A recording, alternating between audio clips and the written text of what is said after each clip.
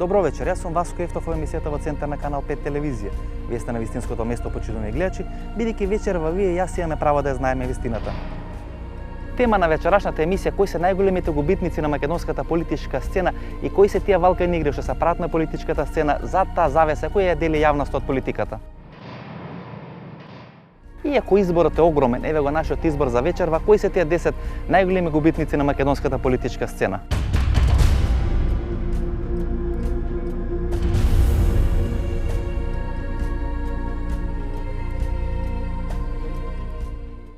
Од голем национален херој пред 20 години кој изјави дека македонците нема да живеат во Јужна Бановина, Петар Гошев на крајот стана најголем политички губитник кој ги изгуби сите избори на кои учествувал.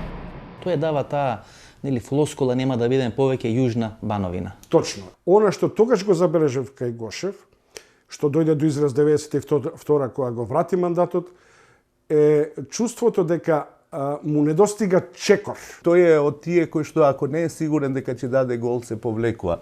Бар според мене тој тоа го докажа.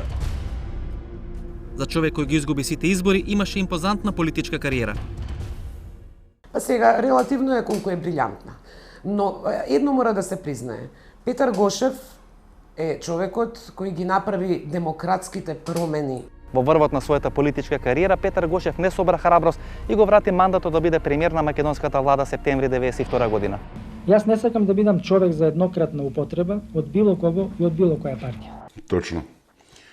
Тоа е првата крупна грешка на Петар Гошев во неговата кариера во која има повеќе грешки отколку постигања. 1994 година го убедува Лјупчо Георгиевски, го бойкотира вториот круг на парламентарните избори и го стават СДСМ и Бранко Церенковски да имат апсолутна власт од 94 до 98 година. Па мислам дека тука треба да си ја поднесе и тој одговорности Лјупчо Георгиевски. Многу ми не вела дека Перо Гошев всушност притискал врз вас и ви убедува да го напуштите вториот круг на изборите. Ако одеме во вториот круг, најверојатно ќе имавме некои 5-6 пратеника, а Перо Гошев ќе имаше 0 и точно е дека неговиот притисок, бидејќи заедно почнавме, заеднички да бойкотираме беше. Имаше историска шанса, ама за жал немаше лидерски потенцијал да биде водач на новото време. Значи му фали тој последен чекор. Постојано му фали последен чекор. Петар Гошев, видите, Петар Гошев мислам дека е помалку зихераш и тој не оди, не сака да ризикува. Мислам јас дека тука тој ја плати таа цена.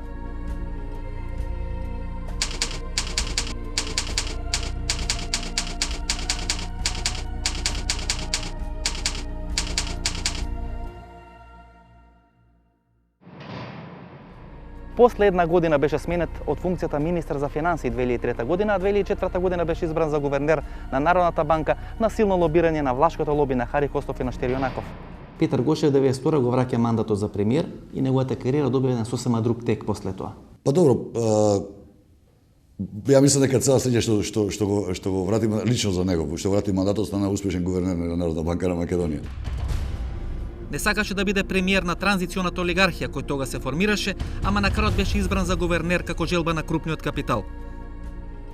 Денес е гувернер на Народна банка, многу ми навелат со силно лобирање на влашкото лоби и на крупниот капитал во Република Македонија. Па да, мислам со текот на времето Гошев дека веќе стана близок со тоа и влашко лоби и бизнис лоби. Според многумина тоа е крај на неговата висока политичка кариера. Тие растргнати меѓу предизвикот да останат политичари од кариера или да станат капиталисти го одбра ова второто. Имаше ли Македонија поинаква иднина, Да. ако Гошев не го вратеше мандатот? Дефинитивно, да. Мислам дека Гошев и да дојдеше на власт и да останеше на власт, постојано ќе му фалеше чекор. Постојано ќе му фалеше пола мандат. Постојано ќе му фалеше половина мандат, да.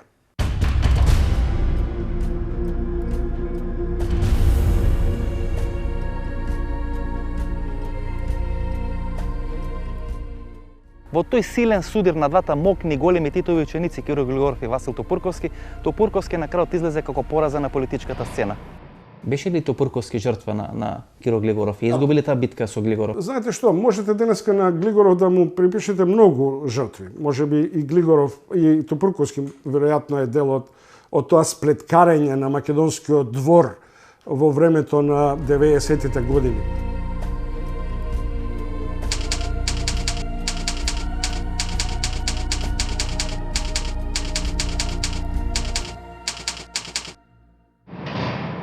И сите тие ги абортираше времето, ги абортираше самиот процес. Не е дека тие паднаа ради тоа што направија некоја грешка, но тие не можеа да... Не можеа да фатат чекор со време. Не можеа да го прочитат календарот. Овој денешниот календар кој е сосема друг. Мислите тоа му се случи и на Тупурковски? Апсолутно тоа му се случи. На сите им се случи тоа. Беше брутално поразен од Киро Глигоров на политичката сцена. Тупурковски е феномен на македонската политичка сцена. Сите очекува блескава кариера, член на председателството на поранешна СФР Југославија. Неминовно беше да се врати во Македонија, неминовно беше да стане председател на државата, нели тоа бе очекувањата. Тоа не се случи. Зошто? Васил Тупурковски е привилегиран ум. Меѓутоа е и премногу лојален на своите другари од детството. Од човекот кој имаше политички амбиции да биде политички татко на македонската нација, денес се сведе на човек кој се влече по судските сали за тие тајвански кредити. Васил Тупурковски 88 го победува Драголюб Ставрев убедливо, со некаде 80% освоени гласови. Таква убедлива победа веројатно нема ни претходно ни потоа на македонската политичка плурална сцена. Сите очекувавме да биде иден председател на државата, тоа не се случи. Неспорно дека тоа е еден од најхаризматичните политичари што во овие 20 години се родија на македонската сцена, но исто така неспорно дека политиката ја свати како кокетерија со масите. Требаше да биде амбасадор на СФРЈ во Кина за да ја заврши својата политичка кариера со признавање на Тајван. Меѓутоа контраверза сам по себе. Приказната за Тајван сепак до крај не се расчисти дури ни од опозицијата. Под притисок на големите директори напушти владата на Љупчо Ѓорѓевски во 2000 година. Дека наводно во куќата на еден од крупните бизнисмени се правени тие договори за ново парламентарно мнозинство. Да, што знам во една од тие куќи се правени контактите. На крајот значи човек кој требаше да биде наследник на Јосип Брз Тито, вие може да завршите во затвор. Па ја мислам во многу средини можни наследници би имале таква судбина, овдека треба да заврши една кариера очигледно на драматичен начин. Мојот предлог до него беше: Василе, Циле, исчекај ги председателските избори на плебисцит, плебисцитарно што во првиот круг ќе победиш, како што тоа го направи против Љупчо Ставрев кога беше за СФРЈ. После прави партија и таа партија ти гарантирам на среде твојот прв мандат ќе ги добиеше парламентарните избори сама и таа ќе решаваше многу крупни прашања во Република Македонија.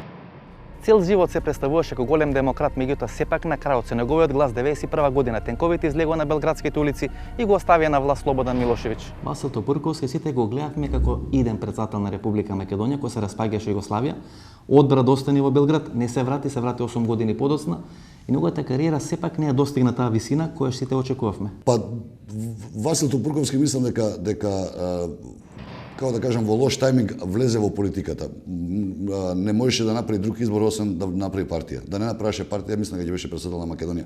Меѓутоа не можеше да го одигра тоа, немаше логистиката која да му обезбеди. И мислам дека тоа беше голема грешка на Васил. Чомоски тоа спортот го велат не гризи доволно. Значи не се бори доволно за победата. Веројатно тој тип на политичари смета дека победата природно им припаѓа. Па не се борат доволно за неа. Не, Тупурковски го има дури тој шарм на скопски мангуп кој знае што е надпревар, нели? Прв од големите македонски политичари почна да зборува за Александар Македонски и со право се смета за татко на антиквизацијата. Прв од крупните македонски политичари почна да говори за Александар Македонски. Апсолутно, ги издаде книгите кога дојде од Америка. Значи, вие мислите дека Тупурковски немаше воопшто ни теоретски шанси во една посткомунистичка политичка сцена да направи кариера која што направи во комунизмот? Апсолутно, не да немаше шанси. Таа беше најголемата негова илузија и најголемата илузија на тие што го гласа.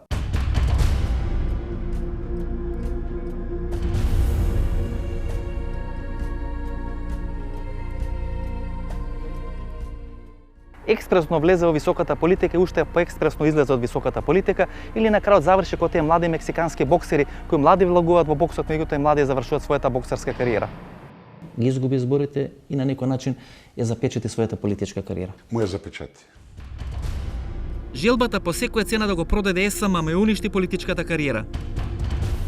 Многумени денес сметат ако не сакаше да го продаде електростопанство, ако ги распишеше пред време изборите 2005 година, можеше тесно да биде поразена, сепак да ја формира новата македонска влада.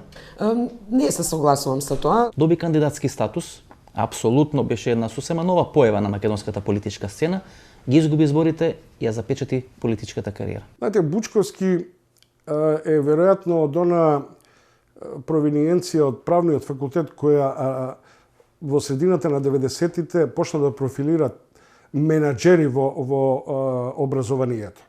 Од таа гарнитура излегоа од Беличанец до Камбовски, веројатно Бучковски е нивен индиректен воспитаник.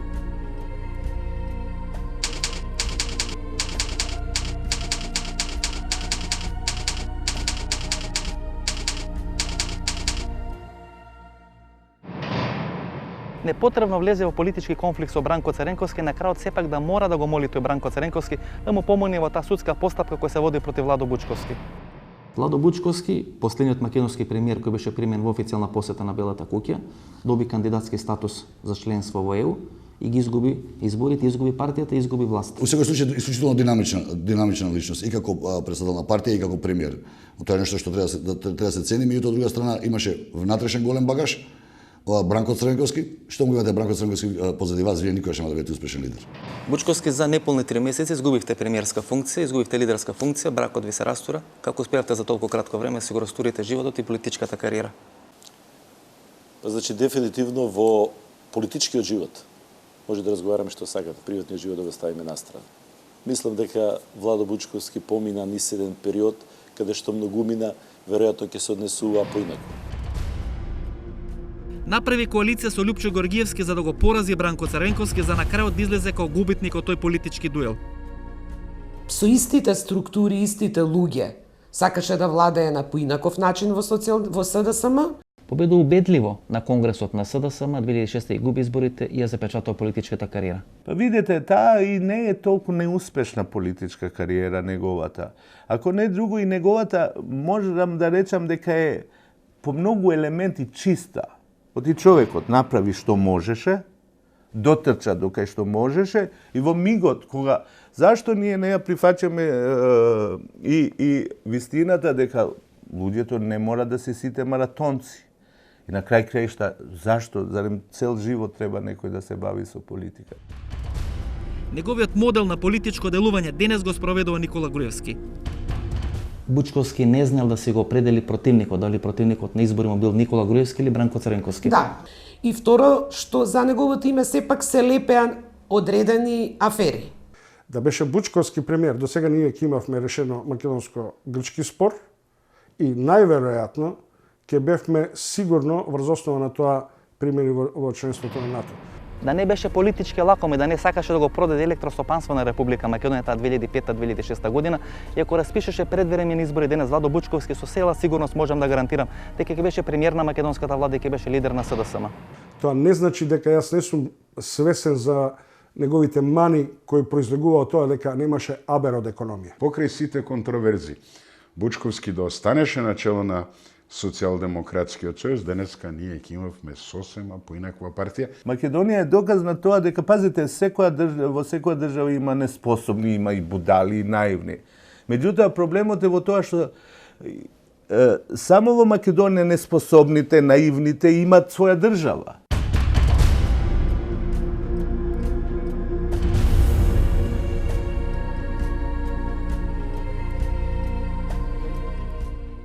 Многу мина го смета за најголем интелект на албанската политичка сцена. Беше лидер на ДП, меѓутоа на крајот Арбен Џафери се пензионираше од политичката сцена без да добие ниту едни политички избори. Уствари да не го надвладееше во него капиталистот, политичарот, тој апсолутно ќе беше најдобриот политичар што сме го имале и што ќе го имаме било кога.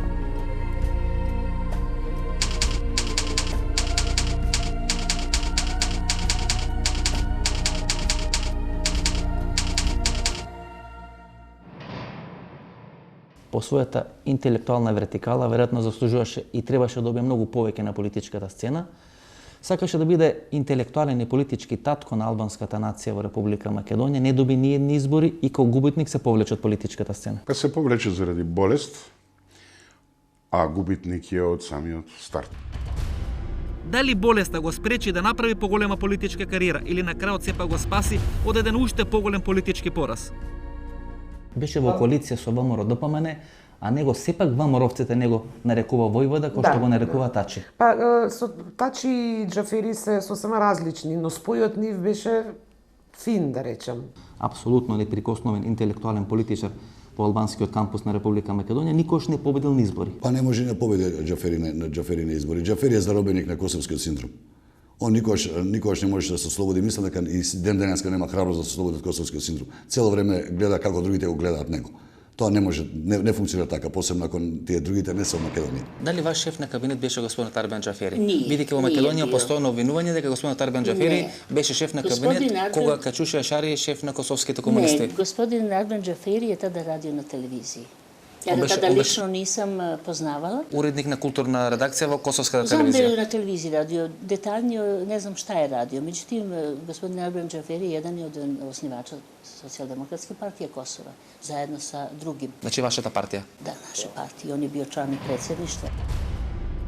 Беше најголем лидер на тој процес за косовизација на политичката сцена во Македонија. Дали го доживувавте како носител на тој процес на косовизација на македонската политичка сцена, бидејќи сепак некаде 92-3 година работеше во Приштина заедно со последниот комунистички лидер Качуша Ашари направија Социјалдемократската партија на Косово. Да, тоа но тоа ете кога ќе ги видите кај нас исто што беа, сите тие грото беа на некакви функции во комунизмот, нели?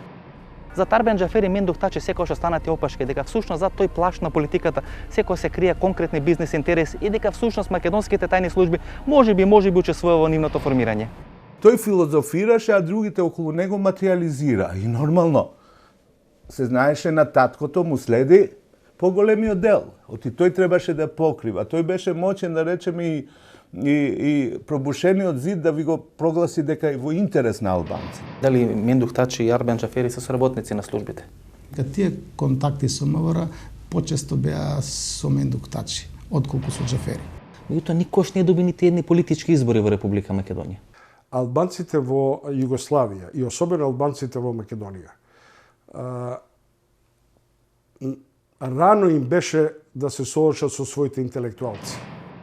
На крајот Арбен Џафери се повлече со горчив вкус во устата од политичката сцена, бидејќи се соочи со фактот дека помеѓу него Али Ахмети, помеѓу паметниот Џафери и помеѓу командантот Али Ахмети, албанската политичка сцена сепак се определи за вториот. Колку што му беше јасна мислата, толку не му се разјаснуваше што ќе биде. Интелектуален татко на албанската нација или националистички татко на албанската нација. Бивајќи тврд заштитник, под знаци на навод, на албанската кауза, се претвори во националист за да ги мобилизира гласовите, а не ги доби, бидејќи албанците не му веруваа на таа платформа. Со својата политичка интелигенција требаше да биде чадор на политичкиот криминалитет на Мендух Тачи. Се кршеше помеѓу тоа да биде националист или интелектуален водач на албанскиот народ во Република Македонија, на крајот не успеа да биде нити едното ниту другото. Тој се кршеше меѓу тоа да биде татко на албанците и голем богаташ.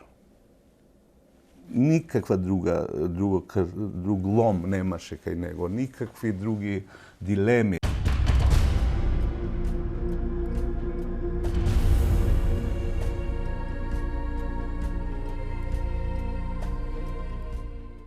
Човекот кој сакаше да биде македонски Добрица Чосич на крајот беше сменет како неуспешен пишувач на таа проблематична енциклопедија.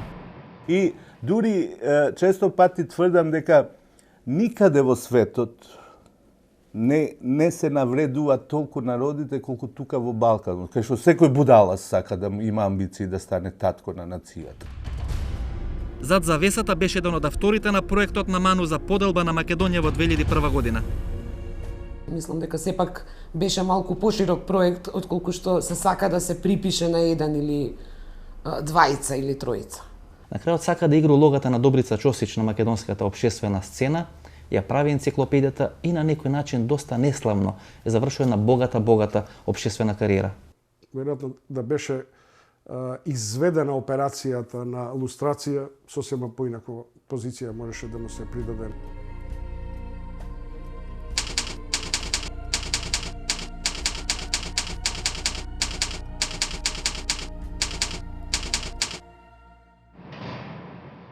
Која е прва асоциација на него? Ништо особено, мислам, не знам, асоциација на Блаже, немам посебна асоциација. Направи две крупни политички грешки. Прво, не прифати да биде председател на Република Македонија и му го отстапи тоа место на Киро Глигоров, и второ, не прифати да биде првиот македонски премиер и му го отстапи тоа место на Никола Клюсев. На крај остана маргинална политичка кариера. Блаже Ристевски требаше да се нафати да биде председател во тоа време, а не Киро Глигоров. Многу работи денеска ќе беа поинакви. Конечно, Блаже Ристевски требаше да се нафати да биде премиер. Многу работи ќе беа поинакви. И трето, Блаже Ристевски не требаше да послужи за уривањето на Никола Клюсев за да дојде Бранко Црвенковски на власт. Важи за лидер на руското лоби во Македонија, кој застана за изборот на Ѓорги Иванов за председател. Прво би одговорила како од пушка, да, Москва.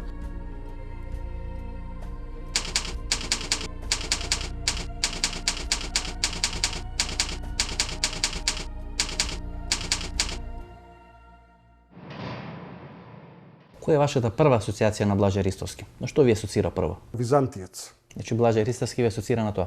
Да. Не успеа да стане ниту председател на државата, ниту председател на МАНУ. Два пати се обидува да биде председател на МАНУ, два пати не успеа во таа трка. Се издвојува од МАНУ затоа што МАНУ е како една заспана мечка, мислам, во длабок сон. Блаже Ристевски требаше да биде кандидат за председател на државата, па прв македонски премиер, после паѓање на комунизмот, на крајот се заглави со енциклопедијата на МАНУ, сакајќи да стане духовен историски татко на македонската нација или нешто слично на Добрица Чосич во Србија. Знаете, еден од проблемите на секој Скоројевич, балкански, првата негова амбиција е да стане татко на нацијата. Но тие грешат, мислат дека татко се станува само како на народот му ја сториш таа работа, затоа те вика татко. На крајот, за жал, Блаже Ристевски мораше да гледа пред своите очи како неговото историско ремек дело ја губи битката со времето. Бике Блаже Ристевски на некој начин си ја закопа кариерата со таа енциклопедија. Па не ја закопа Блаже Ристевски со така. Тоа е енциклопедијата е одраз на нивото на науката во Република Македонија. Тоа треба да е реални. Не можеме да кажеме дека Блаже има сигурно и он свој удел. Меѓутоа треба да имате тесто за да направите добро пецило. Тоа е тешко во Македонија после 20 години.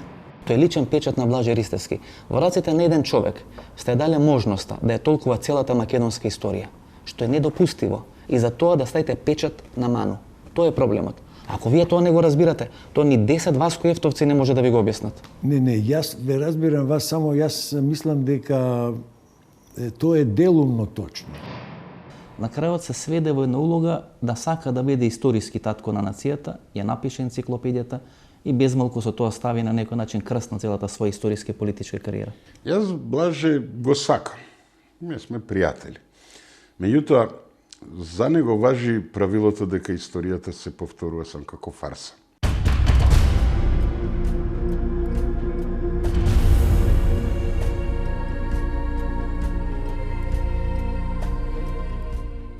Имаше шанси да биде лидер на ВМРО-ДПМН, денес е градоначалник на Кисела Вода и веројатно тоа е доказ на еден пат на политичка кариера која може да се случи во 5 години.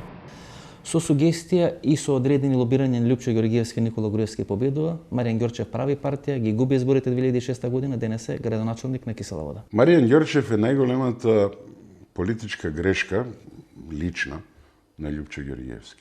Цело ваше обезбедување се стави во лобирање за Никола Груевски. Делегати. Не е спорно. Не е спорно дека Маријан ќе победеше за председател. Маријан Ѓорчев беше првиот висок функционер на ВМРО, кој почна државните сметки да ги чува во Бугарската Балканска банка. Но кај ВМРО навистина не се расчисти тие нивни релации, што е врската или љубовта кон Софија, што се врските со Белград. Дали ќе беше текот на македонската историја поинаков, ако Ѓорчев сепак победеше и станеше лидер на ВМРО? Никој тоа не може да го процени, но најверојатно да, оти подобар од Груевски е било кој. Многумина велат дека тоа е клучната политичка грешка на Љупчо Ѓоргиевски, кој ако застанеше зад Маријан Ѓорчев денес сепак ќе беше и понатаму сива еминенција на ВМРО-ДПМН.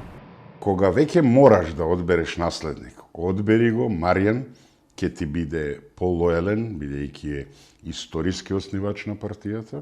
Зашто Груевски, да речеме, толку има анимозитети кон Лјупчо Георгиевски? Поти тој секогаш кога ќе го види тој човек се сеќава дека тука кај што е не го донело ни тоа што е добар економист, нити тоа што е убав дечко, ништо вредно не го донело, нити тоа што имал што напишал 20 дела.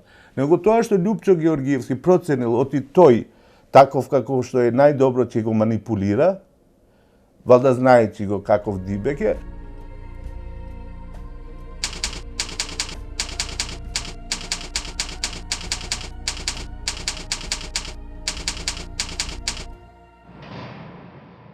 Лјупчо Георгиевски сепак се одлучил за Никола Груевски, дали текот на историјата во Македонија е сменет после тој конгрес во Охрид 2003 година? Не, јас мислам дека доаѓањето евентуално на Ѓорчев на чело на ВМРО ДПМН прво немаше да биде дозволено, како што не беше дозволено, ни од внатрешните автохтони политички сили, ниту од надворешните, кои, како што се покажува низ овој процес на илустрација и како самиот ВМРО ДПМН во историјата покажува, честопати партијата била контролирана од некои центри на моќ надвор од Македонија. Мислам на Киро Глигоров, кој веројатно зад завесата беше еден од главните лобисти. Не Маријан Ѓорчев, туку Груевски да стане лидер на ВМРО 2003 година. Тоа е таа штипска линија, да.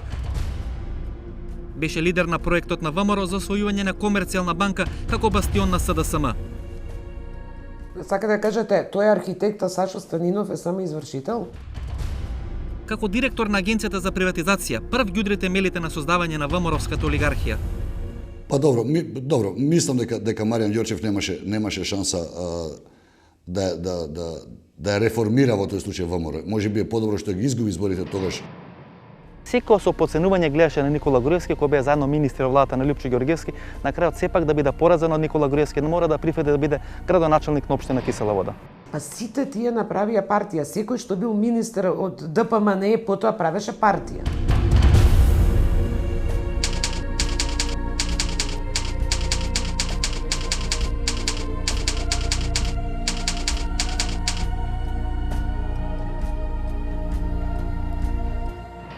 Дали Маријан Ѓорчев и неговата земјоделска партија беа златна резерва како можна субституција за неуспешните преговори на Никола Груевски со Велија Рамковски? Ние сакаме да победи коалицијата за подобра Македонија на овие избори. Па што излагавте од ВМРО ако сакавте да победи ВМРО на овие избори? Не ВМРО, сакаме ЗНП да учествува, да победи нашите, да бидеме пратеничка група, да имаме места во владата. Маријан Ѓорчев потоа прави својата политичка грешка во проценката, формира земјоделска партија. И тоа нешто е нашиот синдром постојан македонски, ние да формираме нови партии без никаква подлога. Нема тоа во Македонија. Тоа иде многу тешко. И тоа беше грешка.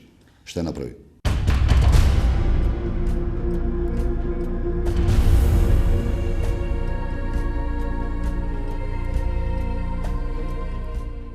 Наместо како поглавар на Македонската православна црква, Дедо Стефан се однесува како класичен политички комесар на ВМРО ДПМН во некој од неговите задгранични комитети. Дедо Стефан, 97 година, по сугестија на Клюсев станува член на Советот на интелектуалци на ВМРО ДПМН, 99 година избран еден доста контроверзен начин во трката со Дедо Петар за прв човек на Македонската црква. Дали може да биде верски и духовен татко на македонската нација? Не. За да може Македонската православна црква да ја поведе духовноста, таа треба сериозно да се реформира. Прв поглавар ќе биде на кој јавноста и сите луѓе кои се за застапување на законитоста ќе му укажуваат на тоа дека дошол на тронот на незаконит начин. Со серијата финансиски афери покажа дека нема ниту авторитет во синодот, ниту знае да го чува капиталот на црквата. Ми се чини дека нема авторитет ни во самиот синод на Македонската православна црква. Да, стекнувам печаток, го имам истиот печаток. Дали може да биде добар духовен татко на нацијата? Не, мислам дека не само Дедо Стефан, мислам дека целиот синод на Македонската православна црква не е свесен за времето во кое што живееме.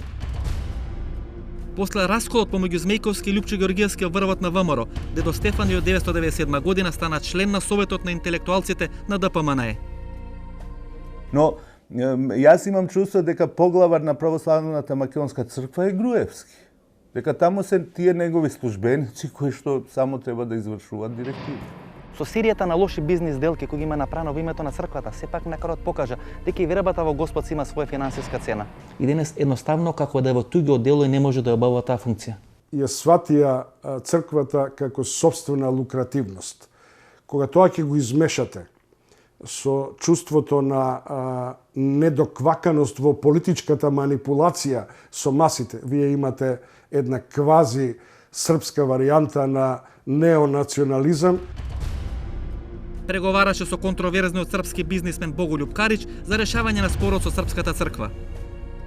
Тоа е значи најголемиот хендикеп на дедо Стефан. Тоа е на дедо Стефан е хендикепот што стана поглавар на црква создадена како лепенка од два дела, автентичен и октроиран. На крајот мораше да го жртвува одметникот Јован за да ја скрие својата улога во тие тајни преговори со српската црква за менување на името на МПЦ. Сега стварно не е јасно кој е поглавар на православната ова црква. Дали е Груевски или дотичниот господин или господинот Светан. Изгледа дека повеќе пати тој е само украс на Груевски. Само му служи таму лопатото да му го држи или да, што знам, со тие свети води, јас не сум многу, не се разбирам од тие.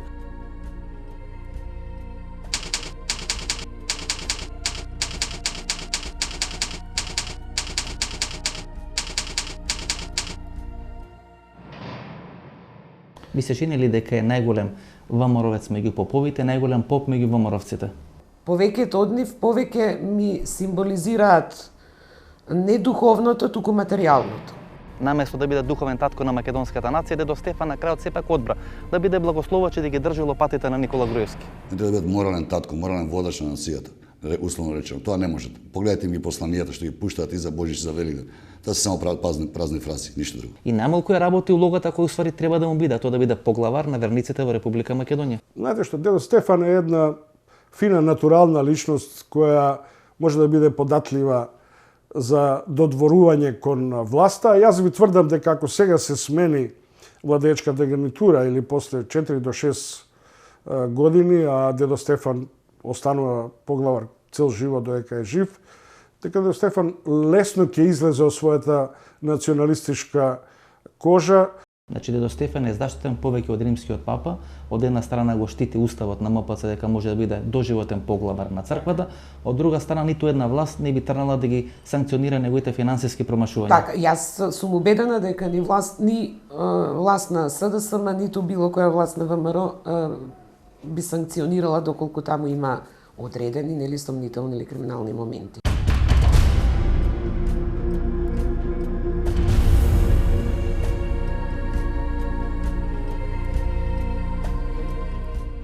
Според многумина Керем е најголемиот надоен балон на македонската политичка сцена, бидејќи секогаш очекувањето од Керем беа многу поголеми од неговите реални можности.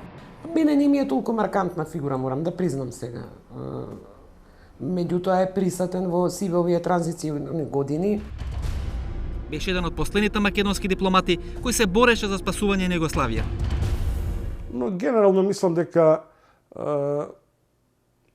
не е од оној маштаб, не е од оној тип и калибри на политичари кои во даден момент и требаа на Македонија. Ние градиме демокрација со социјалистички формули. Македонија генетски најмногу ја наследи бивша Југославија. А Керим веројатно беше еден од репрезентите на таа наследена бивша Југославија. Па горе-доле за овие луѓе за кои што ние зборуваме, сите се тој ментален склоп.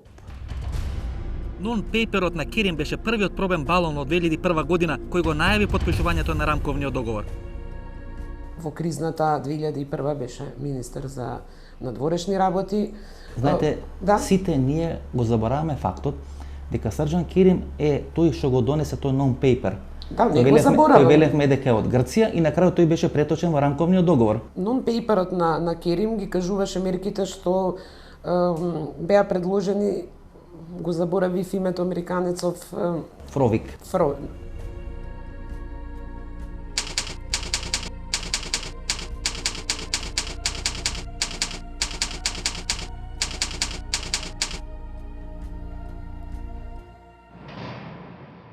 Стојан Андов тогаш велеше не знаевме чиф министер за надворешни работи е Керим, дали на Република Македонија или на меѓународната заедница.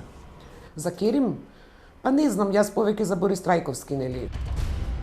Се изгубива тој широк простор во исто време да биде и председавач на Генералното собрание на Обединетите нации и да биде бизнис партнер на тутунскиот барон Станко Цане Суботич. Неговото влијание може да го сметам поголемо како прв човек на изданијата на МПМ и на ВАЦ Овта. Иако нели они ќе речат дека не се мешаат во политиката, во уредувачката и слично.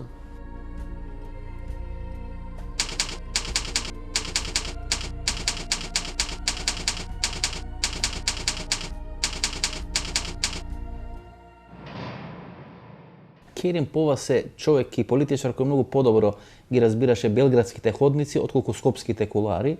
Веројатно стеснат во овој мал простор, веројатно тешко се одлучи да влезе во таа политичка битка и на крајот мораше да го истакне белото знаме. знаме. Тој сакаше да влезе во разни политички битки, мислам дека влегуваше во одреден степен на потребата да се наметне и повраќањето од амбасадорството во Германија и за време на атентатот, например, имаше една мощна специфична улога на човек кој некои информации одеа или доаѓаа од него и така натаму.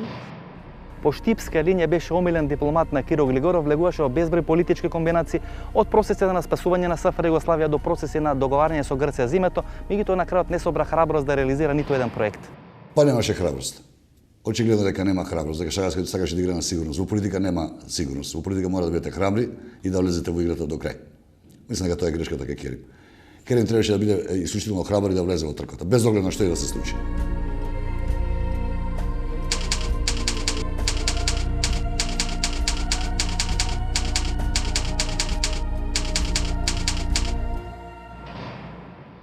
И веројатно по политичката кариера, по начинот на политичко делување, многу сличен на Киро Глигоров.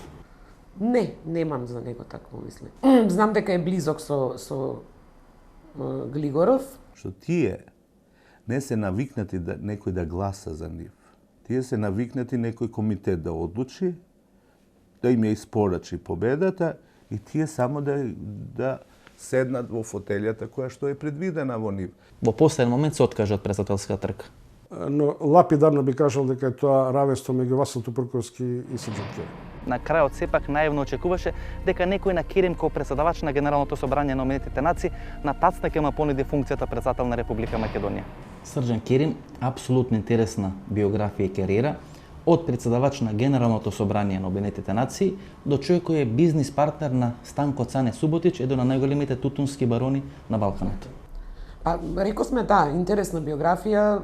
Срđan Керим, председавач на Генералното собрание на Обединетите нации и не собра храброст да се кандидира за председател на државата, иако на сите анкети убедливо водеше беше прв. Не знаеше да се определи на која страна. Керим не, Керим кокетира со сите и кокетираше со сите. Ако приметите, одма што направи Срđan Керим? Одма бараше гаранција од сите дека ќе биде избран за председател. Пазете, тој што е уверен во своите способности, гаранција му е неговата способност, ќе излезе пред народот и да повторам, што со тоа сакаше да каже, дека народот не разбира кои се поспособни? Па затоа му требаше гаранција од ДУИ, не знам, од сите партии. Дури сите проценти ќе Немаше што да изгуби Керим. Керим е Керим во Македонија. Он немаше што да изгуби, требаше само да влезе во трката. И да не добиеше ништо, повторно ќе останеше истиот. Ќе имаше багаж и ќе имаше капитал. Точно, за следните, втори, трети, овако, сепак он е релативно млад човек. Така да мислам дека само храброста му недостасува на Керим. И покрај сите анкети во Македонија се победува на избори само со машинерија. Керим таа машинерија немаше.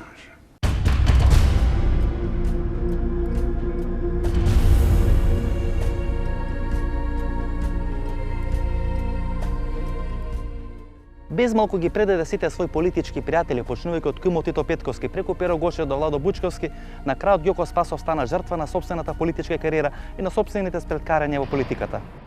Кажавте неговата основен финишот на пропаѓа на политичката сцена. Значи, што е ефектот од тоа што се направил ако пропаднал на политичката сцена? Ѓоко Спасов го интересира две работи, тама кој има пари и прави секојаш промашени политички проекти. Видете, сепак јас сум кумот. Кај нас кумот е поважниот од колку кумачина. Политичката идеологија на Ѓорги Спасов е многу едноставна, да биде секогаш блиску до парите. според многумина прв политички ментор на Ѓорги Иванов. Да. Па, во оваа мала средина сите се врзани на некој начин. Неговиот внук Кире Наумов беше директор на Агенцијата за разузнавање. Што за вас персонифицира Ѓорги Спасов? Ништо посебно. Персонифицира еден довчерашен политичар, кај што се стануваше со декрети политичар, кој што сакаше истата формула да ја употреби и понатаму. Таа негова желба да биде амбасадор во Лондон беше толку голема што не можеше да издржи болниот Стево Црвенковски да го вратат од Лондон во Македонија и на негово место да замени Ѓорги Спасов. На крајот со одредено глупо писмо кој го напиша против Владо Бучковски, Антонио Милошевски, го врати пред времето амбасадорска кариера во Лондон. Ѓорги Спасов беше за мене единствениот автентичен социјалдемократ, бидејќи не дојде од апаратот. Денес Спасов има многу малку приврзеници. Еден од нив, масонот Срđan Крстич, кој на сомнителен начин доби согласност да биде директор на Поштенска банка, а претходно заедно со грците учествуваше во контроверзната приватизација на мермерниот комбинат во Прилеп. Немаше простор за Ѓорги Спасов во таа партија веќе, тоа е очигледно таму, нормално беше и подолго време одсетен од Македонија, и тоа се суетиво прашање.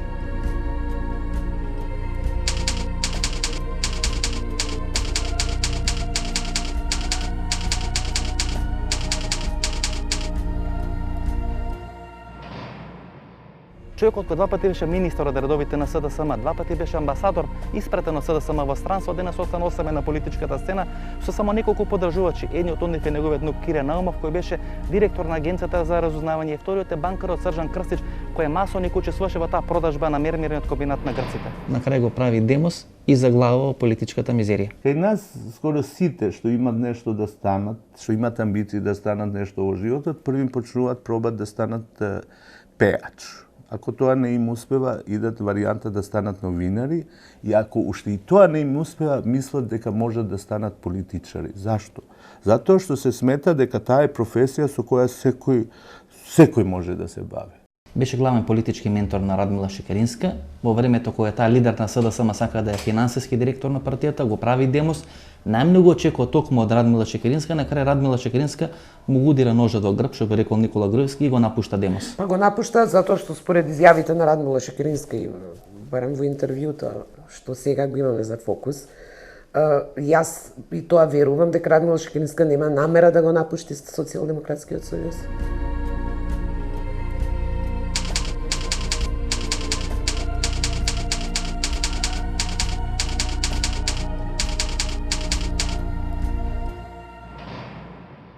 Не можеше да се очекува, тоа беше надуена приказа за демос. Учествуваше во сите можни сплетки во СДСМ, за на крајот да биде напуштен од своите политички пријатели. Која беше причината Ѓорги Спасов никогаш да не го добија веројатно тоа што го посакуваше? Заради тоа што не знаеше сам да го побара, а другите никогаш немаше да му го дадат. Тоа е објективно така. Мислите дека сакаше да повтори една ситуација со Г17 во Србија? Поише мислам дека сакаше да изврши притисок врз Бранко Црвенковски. Да го игра.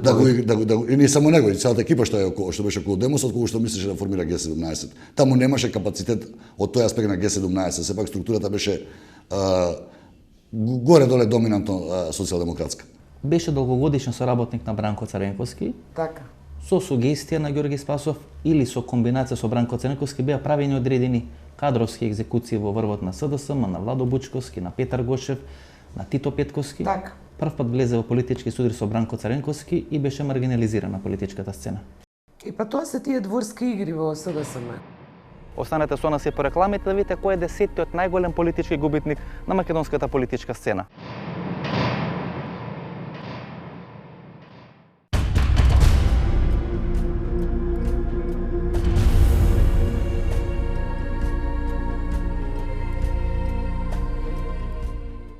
Многумина му предвидува како на најмлад и најталентиран политичар во Република Македонија блеска политичка кариера, со серија на глупи политички потези се сведе на маргинална политичка личност. И проблемот негов е тоа што тој не внесе тоа новото што го очекувавме сите од него. Туку тој само се додаде уште еден лик во тој групен портрет тука на политичари галамџи, што се завршува со галамот. Од син на некогашниот генерал денес е сведен да биде каплар на политичката сцена. Очекувавте многу повеќе на политички план од него? Па не, мислам дека ова е добро за него. Лично мислам дека ова е добро за него. Не мислам дека нешто има направено некаков лош потек.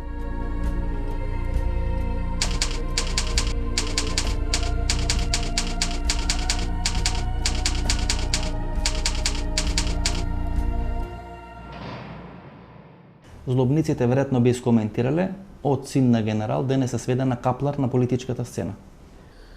Па добро, може малку погрубо звучи. Лично ми е жал зашто мислам дека на Македонија требаат такви политичари. Бегаш од предградките на Бранко Црвенковски на крајот да се втурне и да се нурне во скутот на Никола Груевски во неговиот новчаник.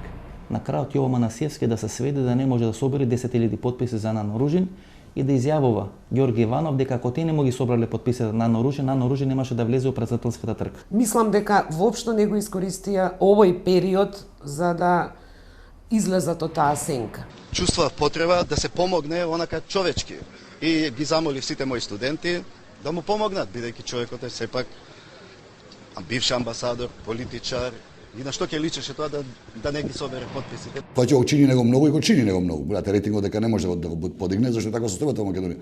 Има реални шанси да биде нов Лазе Еленовски во една од владите на ВМРО ДПМН. Манасиевски било во ВМРО, каде што е поблизок, било во СДСМ, каде што од конјунктурни причини беше ќе имаше повеќе шанси на избори да дојде до премиерската функција отколку што било кога ќе ги има во Либерално-демократската партија. И на наредните избори избирачите да се решат за некого трет. Кого не го гледам, тој нема да биде Либерално-демократската партија. Без помош на ВМРО ДПМН ќе биде заборавен на политичката сцена. Јово Манасиевски сите му предвидува блескава политичка кариера. Па нема избор. Нема избор. Очигледно дека во Македонија се уште нема доволно простор за либерални партии.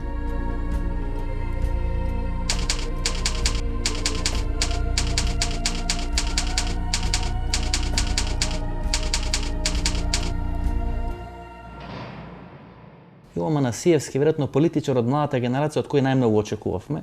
Го гледавме сите како иден премиер на македонската влада. Лош избор на собствените алтернативи. Инаку Јово Манасиевски, според мој вкус на политичар, е еден од оние кој беше и останува надежен. Се плашите ли дека може да му се случи да биде нов Лазе Еленовски во некоја влада на ВМРО ДПМН? Не, до толку не ги. Целата немок на ЛДП на Јово Манасиевска можевме да видиме пред една година, кога едва успеа да ги соберат те 10.000 потписи за кандидатурата на Нано Ружин, или како што велеше самиот Ѓорги Иванов, на крајот ВМРО ДПМН мораше да им помогне во тоа. Јово Манасиевски, млад влага во политиката, ко кадар перспективен на Петар Гошев, подосна е со Ристо Пенов, станува член на Советот за безбедност во времето на Бранко Црвенковски, менува 2 министерски ресори, сите очекува блескава политичка кариера, денес е маргинална политичка личност. Меѓутоа во Македонија победуваат луѓе со харизма, победуваат луѓе кои знаат да се обратат кон огромното гласачко тело. За жал, Либерално-демократската партија се обраќа на една ограничена елита. Значи, од аспект на демократијата прави добар чекор, од аспект на личната политичка кариера катастрофален. Па нормално, не е катастрофален. Никош не се знае. Јоване е млад човек се уште. Денес одбира да биде носител на одредена политичка опција на која сите и предвидуваат крах на политичката сцена. Знаете што, јас имам се уште високо мислење за Манасиевски. Таа генерација, јас на која и верував. Меѓутоа, таа генерација мислам дека направи една грешка во чекорите. Таа не успеа да го засили толку својот рбет, за да нема потреба од Стојанандов, например, или од таа генерација. Јас сум Васко Ефтов, ова беше емисијата во Центар на Канал 5 телевизија. Вие вечера, почитувани гледачи, можете да проследите нашиот досие на тема кои се 10 најголеми политички губитници на македонската политичка сцена. Ние се гледаме идниот петок во истото ова време. Пријатно вечер, Македонијо, каде и да си.